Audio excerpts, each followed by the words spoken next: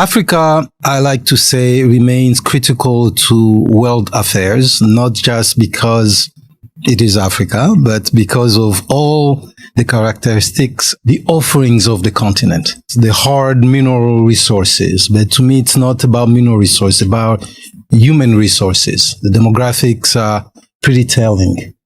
Median age, I never stop saying this, is 19 years old. When you compare it to places like Germany, it's 49. So it's a 30-year gap, which means all kinds of things, right? It means maybe lack of experience, but it also means potential. And I always say that the way we in the West engage Africa, sometimes we miss where the potential is because we are so caught on security dynamics, Russia, Wagner, China, competition. But I think our target audience is actually those 12 years old who are on the continent. Those kids who are on Huawei phone, but are not listening to radio by Beijing. They're not necessarily listening to Russia today, but they know everything about Kim and Khloe Kardashian. Those kids, they know about 50 Cent. In fact, the motto is get rich or die trying. In other words, it's a way to simply say they want the same things that we want. Access to education, access to employment, a little saving, and good life. So Africa, because of what I just said, is also important to the United States. And to discuss the role of Africa and how the U.S. can engage effectively with this continent is Judd Devermont, who is an operating partner for innovation at Kupanda Capital. He served on the U.S. National Security Council as Special Assistant to President Joe Biden, Senior Director for African Affairs. But for me, of course, Judd is a friend, is also my predecessor in this job at the Center for Strategic and International Studies. My pleasure. Judd, good afternoon and welcome to CSIS. Vemba, thank you so much. Just obviously elephant in the room. It's a little weird to be on this podcast and be not the one doing the interviewing, but the interviewee. But I'm so happy to be here and just wanted to say that watching from the sidelines, watching and listening to this podcast, I'm just so happy and impressed with what you've done with the program and the podcast. So thank you for having me. Well, thank you for coming. You actually initiated this podcast. You've been on different sides of the aisle, we'll say. You've been in the think tank, you've been at the CIA, you've been at the White House, you've gone back to the White House, you're back on this side. Now you are a non-resident senior advisor to the Africa program here, which is great for us. Where you stand today, how do you see Africa? Where do you see the changes will be coming from? And what are some of the challenges that the world will have to grapple with in its engagement with Africa? Thanks, Mbemba. It's an extraordinarily important question. And my views on Africa in terms of its importance haven't changed, whether I was sitting here at CSIS or in my current role at Kupanda Capital, or when I was in the White House, or when I was in the intelligence community. And that is that Africa is critical to our shared future.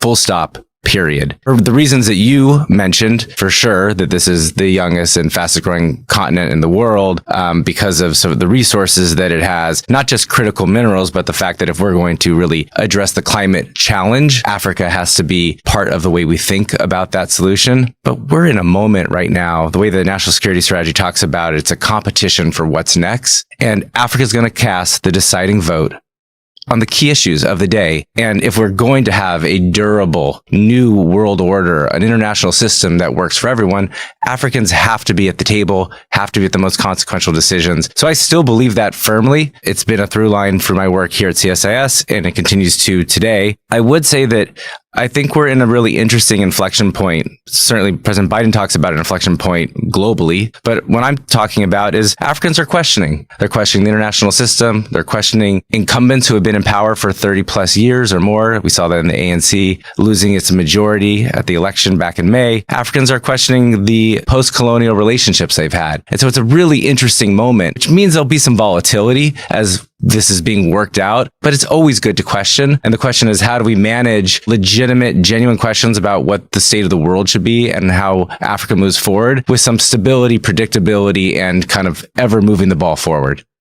You raise a lot of points there. Competition, what should be next, inflection point, overlasting and everlasting dictators in power, questioning the colonial system. Part of the reason I'm excited to have you here today, it's because of the various perspectives that you've seen wearing different hats. Can you contrast a little bit how you saw the world before you came to CSIS?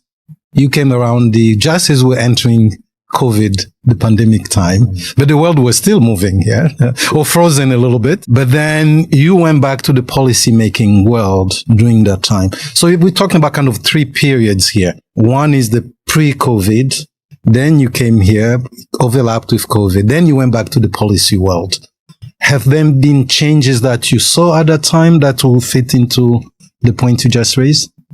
I think so. Let me start with my viewpoint when I got to CSIS, which in some respects only became more firm in my mind at CSIS. And then when I got to government, in fact, it was even more significant than I anticipated, which is that, and I'm going to talk a little bit about U.S. African relations to kind of paint this picture, but it's that for the last 30 years, the U.S.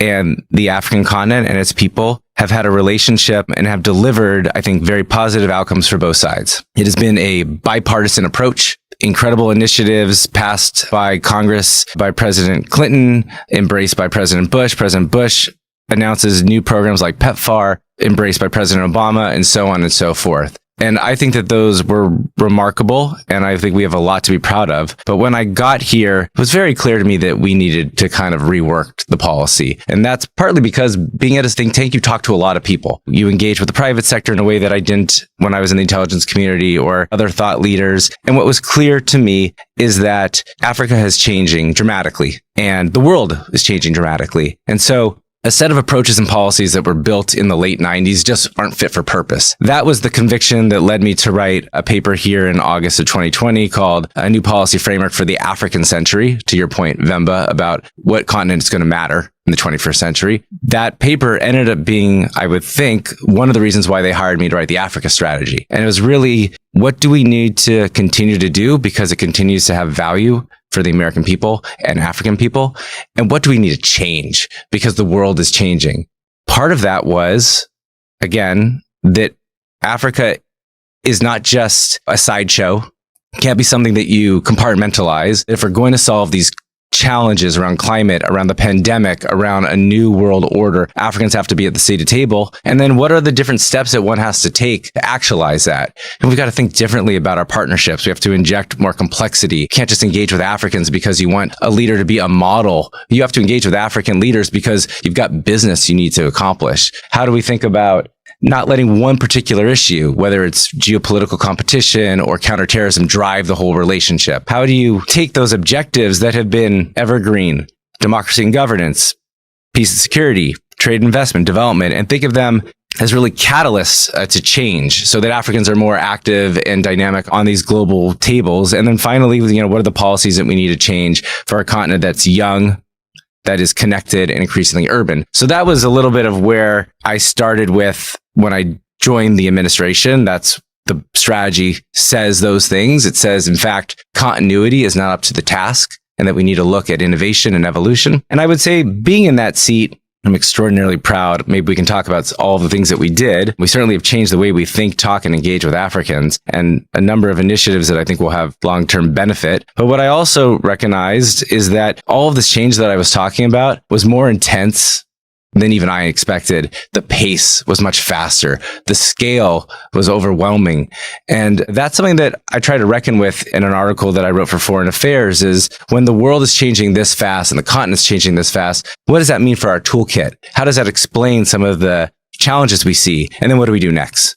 In this article that you refer to is Africa needs more American involvement, not less. As in past periods of turmoil, Washington can help. So this article has garnered a lot of interest in Washington. And you write, I write, every time we write, you expect various reactions. You get people who love it and say, this was great. It tells me everything I didn't know about Africa. And somebody who says, we didn't learn much there. Why do we need more American involvement in Africa? So let's kind of start there. Why? To those guys or ladies who say, I read the piece, but I was expecting more. Do we really need more American involvement in Africa? The people say Africans should be mature enough to chart their own course. Why do we need more? I also understand sometimes titles are picked by editors, so I don't even know if you picked the title or not. But since you are here, we rather hear directly from you.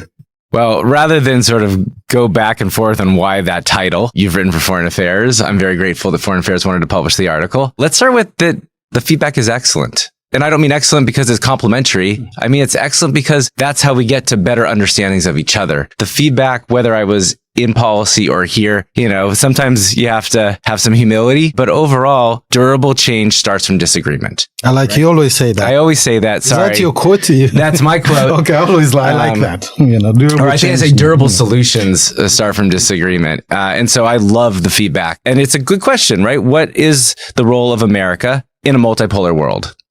Now, I will tell you that in my experience on the continent, when I was the senior director for Africa, is to a person, the request was for more engagement, more training, more presence, more showing up. So I didn't get the pushback on that, but the genesis of the article is important. I mentioned that almost the intensity, the scale, the pace was so significant and beyond my expectations. And I was sitting at my desk, Vemba, in August of 2023. The Gabonese coup had just happened. The Niger coup happened in July. The civil war in Sudan had broke out in April. And let's be honest, I was in kind of a low point. This didn't feel like a great moment for Africa. And I said to myself, well, is this the worst it's ever been? And if it's not, how did we get out of it? And so that sort of took me on sort of this piece I wrote and I had been talking to people about for several months, is that in the 90s, we were in this moment where it's often thought about as this sort of end of history moment, a triumphant moment of unipolarism, and that the Berlin Wall fell and the Soviet Union was over. And in Africa, there were some incredible moments, right? The dismantling of apartheid, independence for Namibia, the end of the civil war in Mozambique, the introduction of multi-party democracy. But there was some pretty massive dislocation, destruction, and conflicts during that same period. The civil wars in Liberia and Sierra Leone, Black Hawk Down, the Rwandan genocide, the Congo wars. The estimates are 6 to 7 million people died through that period. So let's sort of clock it at 89 into 2003. We ended up coming out of that with a new strategy on how we engage with Africa. And I wanted to kind of explore what that was. And I wanted to see, are there parallels here? So first on the parallels, I think so. History doesn't repeat itself, it rhymes. But here's my view, is that at the end of the Cold War, you saw the dismantling of a particular international system and the building of a new international system, which was a US-led rules-based order. It required a lot of emphasis on Germany and the Soviet Union.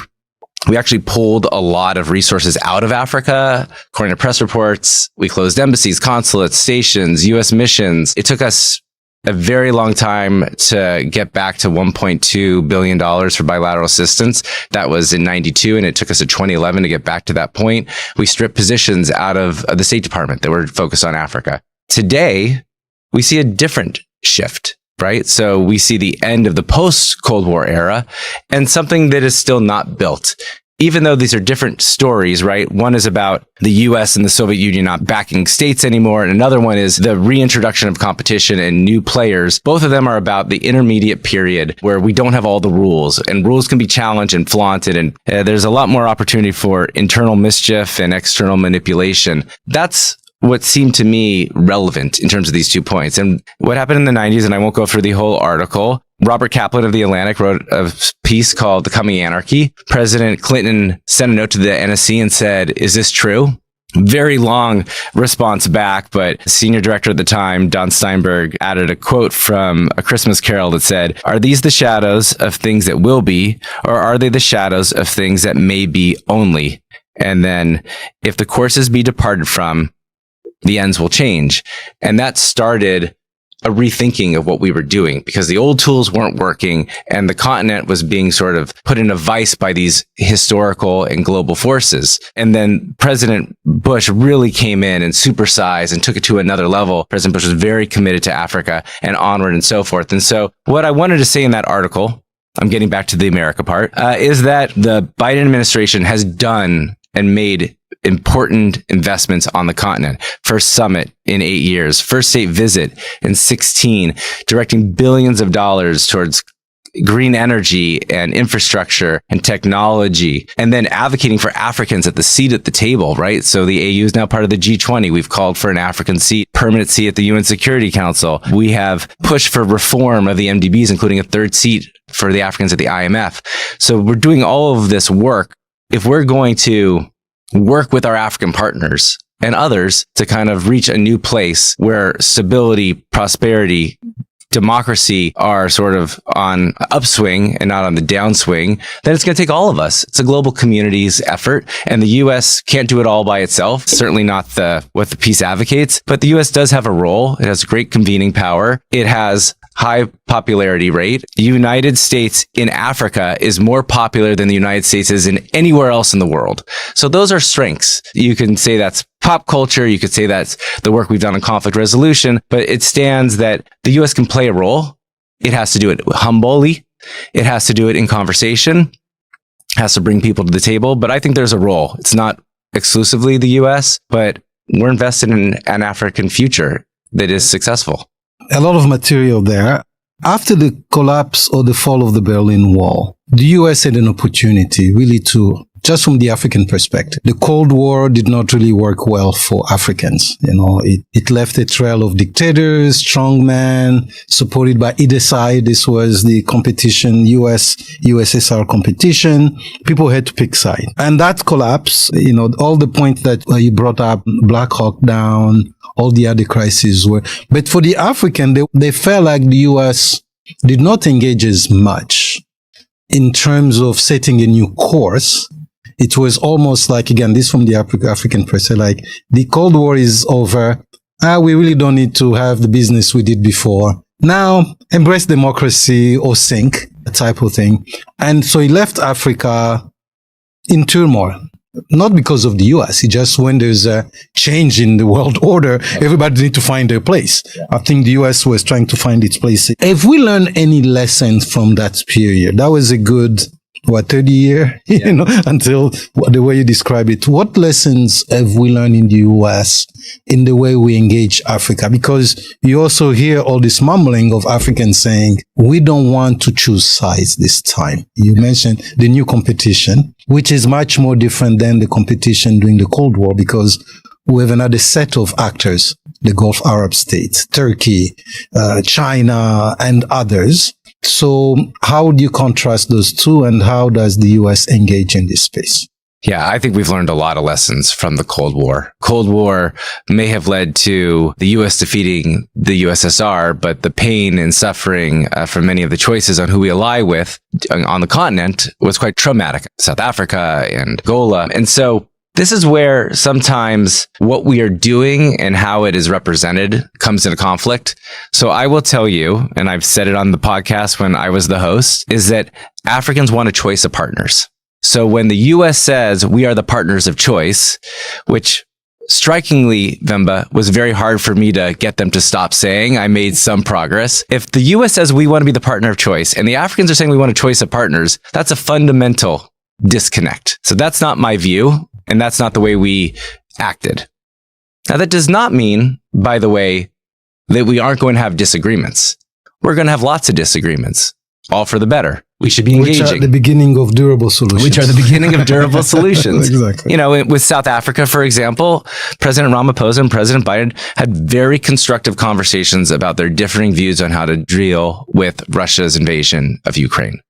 That was productive. And that continued on between Jake Sullivan and his national security counterpart, Sini Mufamadi. Those are good. That also means, by the way, that we can have specific concerns about what our allies and our adversaries are doing in Africa, because they may affect U.S. national security interests and they may undercut African sovereignty. And we can have a conversation about that. But never, in my experience, did we say, choose us or choose China, choose us or choose Russia. It was always much more specific, right? Here are some things you are doing that we would love to have an American competitor to be at the table. We've got to do some work to do that. You've got to do some work to make sure the playing ground is fair and even.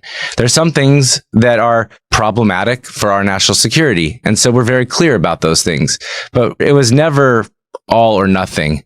Now, the challenge is the all or nothing sounds really good in the media. I'll give you my favorite example. Since 2005, we've been doing something called Flintlock. We've been doing it for almost 2 decades. In the last 2 years, military exercise. It's a military exercise. Thank you. In the last 2 years, every post or newspaper article says, with Russia on the horizon, U.S. trains African soldiers. So there's also a problem with the way these things are framed.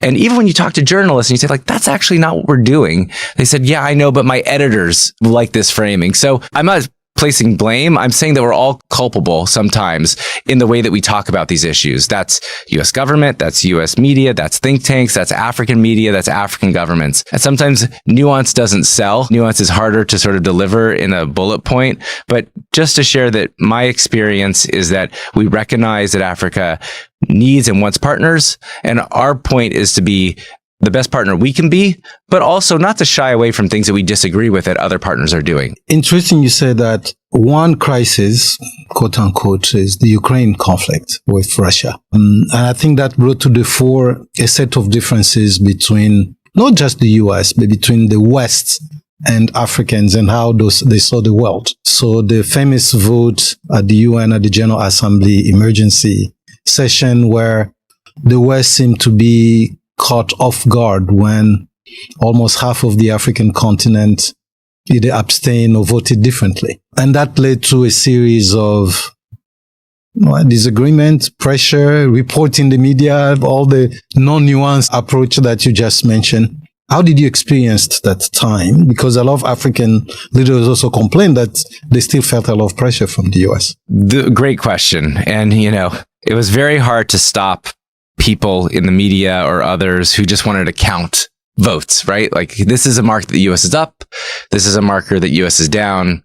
Let me be honest. Like, when many Africans didn't show up at the Russia-Africa summit, I was probably guilty of that as well. There's just a natural human tendency to do that. But I wasn't surprised by the vote. It's not different than the vote in 2014 over Crimea in terms of the breakdown.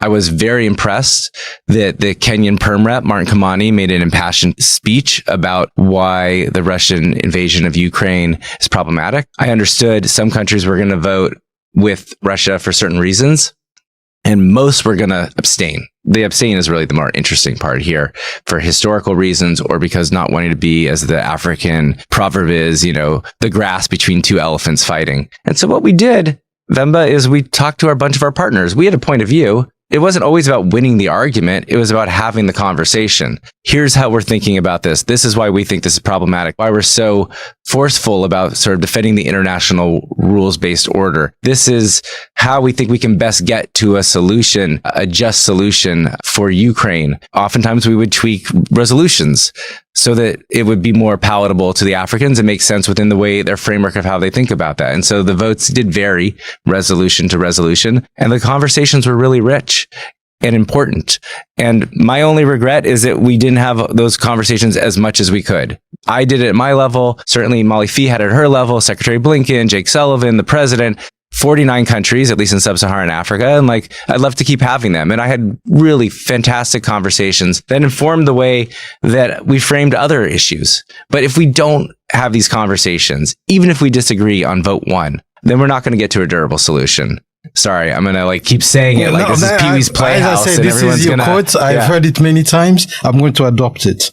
The other issue that you raised, Judd, is while you were at the White House, we saw a series of coups. And those coups have also led to kind of reality, looking in the mirror, and especially bring to the fore this competition of value ecosystem, I will call them. We hear a lot of value. In the US, we like to talk a lot about values. Our values are this, democracy, and so on. And then you have a set of young military officers across the continent who decide to take core matters in their own hand and take the course slightly different. A colleague and I were in Mali recently, and talking about the gap between what you read in the press and what you find on the ground.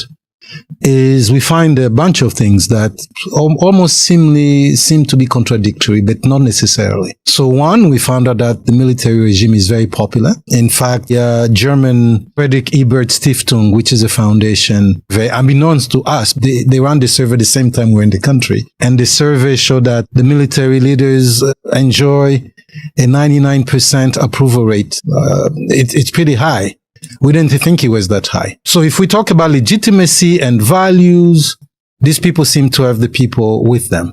It's nuance, depending what regions you get from. But as we talk to people, they will say, we want to give the military a try. We've tried civilian government and they've not produced any better. So why not try this? In fact, we were there the day the election should have taken place. And we asked people that day, are you sad? No elections?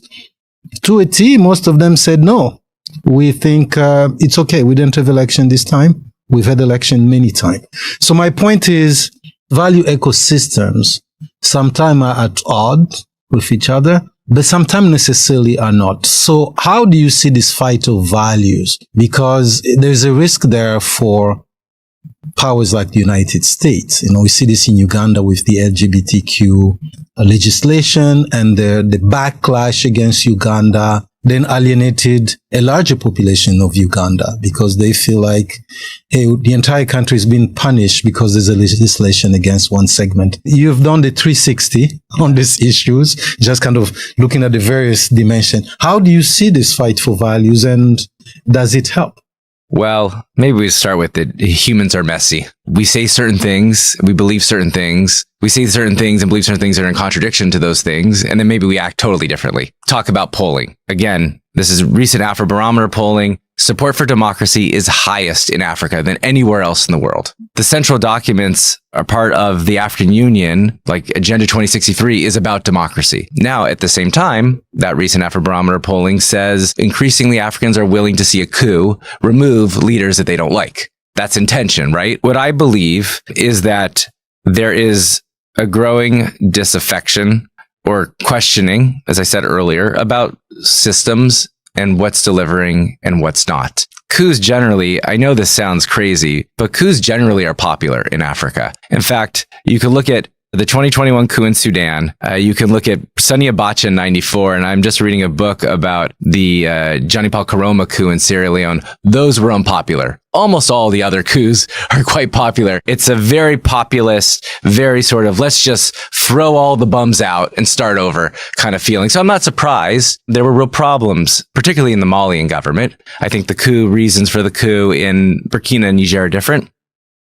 So we just need to engage with that honestly. We need to engage with honestly that there's a growing percentage of disaffected Democrats, that's the way in which Afrobarometer talks about it, who haven't seen the dividends from democracy. I don't think it's a value issue, at least in this particular issue. I think it is a sense of, is the thing that we talk about in the abstract doing what we want it to do to improve our lives? One of the things in the strategy that I'm really proud of, it's the first time that we combined the democracy and the security sort of objectives together. And it actually says delivering democracy and security dividends, because that's important. In the case of Burkina, you don't see security improving, and 60% of Burkina Faso is overrun by extremist groups. Then you have a lot of questions about the civilian government. And you also have questions about maybe the military government that was eventually overthrown by Captain Traore. So that's how I think about like the tension with those things. I don't think that it is necessarily in conflict,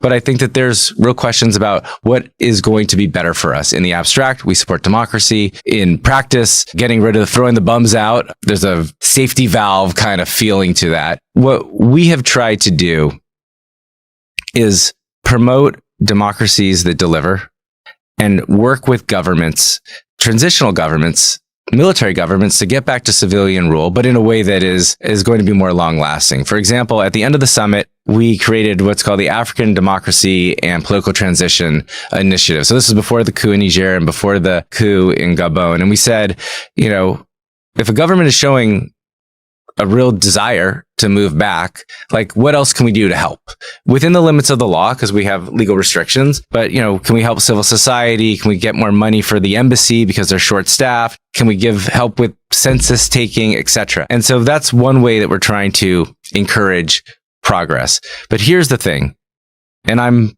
pretty sure that if you and I talk in a year from now, I'll be right, is that coups may be welcomed warmly, but disaffection sets in very quickly. If these governments don't deliver, which the record is not very good, I mean, what's happening in Mali is lots of opposition, and Burkina. Civil society is being arrested, opposition leaders are being arrested, the media is being shut down, and they're not winning, at least in Burkina, certainly they're not winning against the extremist groups. Be some real pushback on this. So during the post-Cold War era, a successful transition, meaning that like a civilian was elected, the length of the transition was on average 15 months. Academics say that if it's over 2 years, there ain't going to be a transition. And the reality is we don't have a deadline for a transition in Burkina or Mali or Niger. So they've signed up to go back to the 1970s. And again, let's talk about it, but that's some of the lessons that we all have learned. You asked what lessons America has learned from the Cold War. Those are some lessons for Africans to also think about and engage on from the Cold War. Absolutely. But I think when I talk about values, mostly it's because the discourse that comes from places like Washington, it's about values. You are painted a picture that is much more nuanced, right? People are disaffected.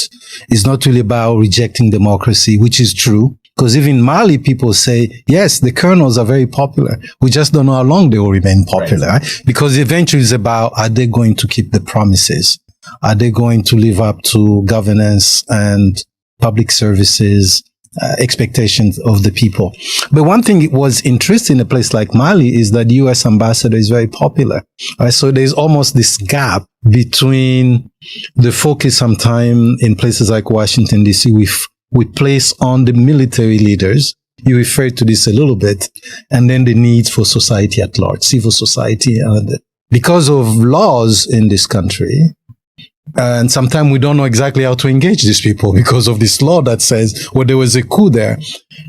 For us, when we were on the ground, it was really wondering, it's like, okay, where are we losing here? Where is the U.S. losing? Because the ambassador is very popular. Everywhere we went, including with the Malian military, they still spoke very highly of the ambassador. But at the same time, she's limited in what she can do because of kind of this context. But one thing I want to come to you, back to you on this is you have worked in think tanks, you've worked in government, and people always wonder, what is the relationship between these think tanks and the government?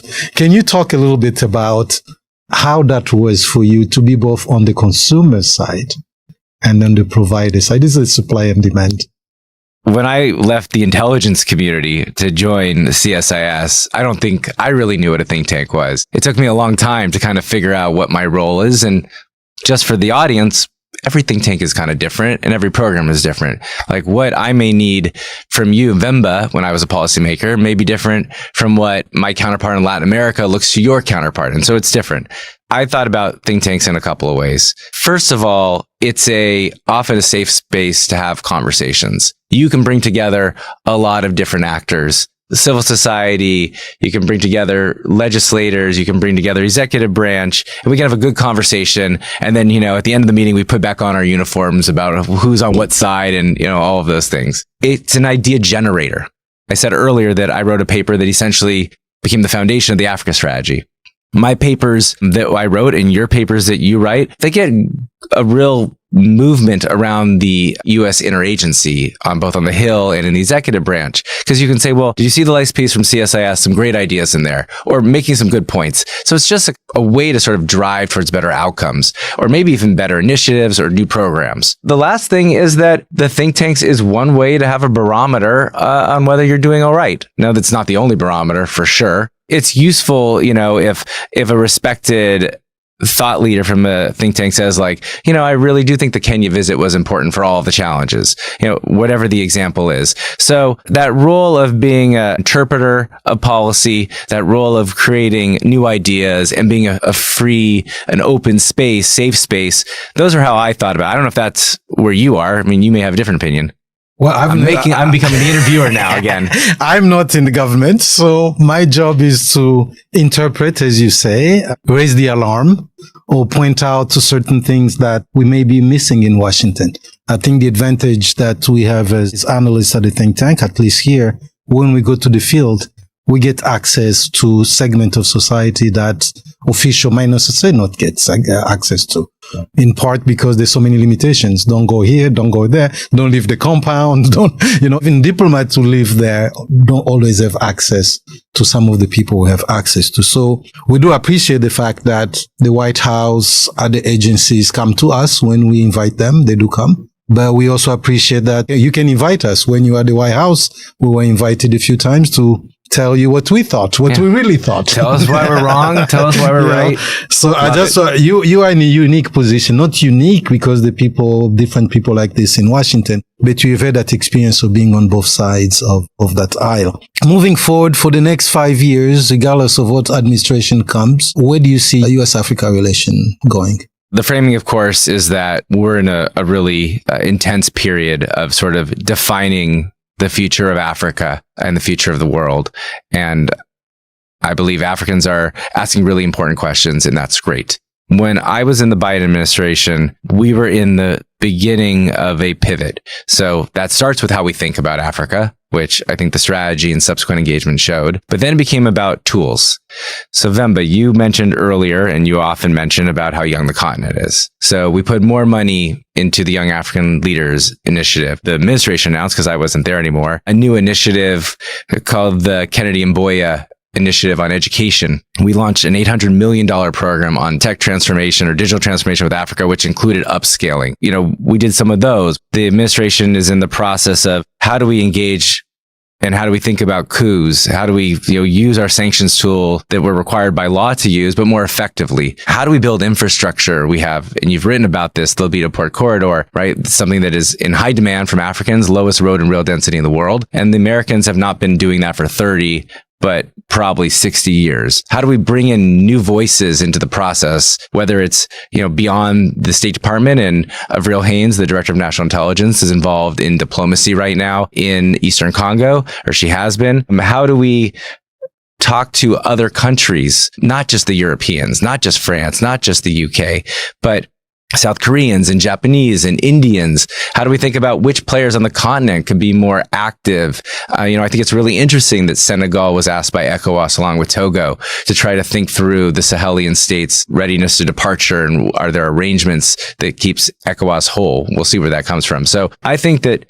we're in a moment where really important questions are being asked. It's a period of volatility. I don't think it's going to stop in the short term, in part because there's just not a sort of shared understanding of and rules about like what we do. So much of our old toolkit doesn't work anymore, but we're actively in the process of creating new ideas and new approaches. And that's, again, you asked what a think tank can do, like bring it on, right? Like the more good ideas we have, I loved having a paper from CSIS or Carnegie or Brookings or Atlantic that I could say like, hey, this is a great idea. Like, let's run the traps on it. In that process, I think that we will come out with a stronger U.S. African relationship. If the courses be departed from, the ends will change. There we go. So on that note, thank you very much, Judd Devermont, for joining us. Welcome home. Thank you.